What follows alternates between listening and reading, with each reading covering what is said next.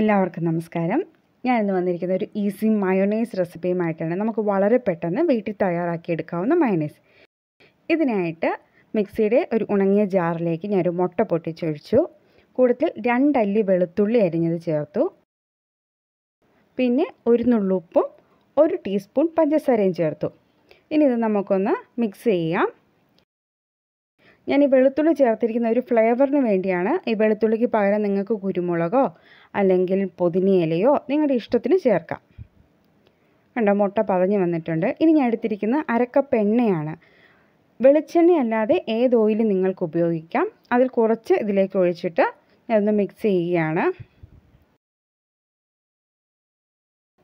ഒരു 15 സെക്കൻഡ് നേരത്തിന് ശേഷം വീണ്ടും തുറന്ന് ഇരിക്കുന്ന ഓയിലിൽ ബാക്കി കൂടി ചേർക്കുക. ഞാൻ ബാക്കി മുഴുവൻ ചേർക്കുന്നില്ല. മുഴുവൻ ചേർത്താലും കുഴപ്പമില്ല. നമുക്ക് എത്രത്തോളം കട്ടി വേണം എന്നനുസരിച്ചാണ് ഓയിൽ ചേർക്കേണ്ടത്.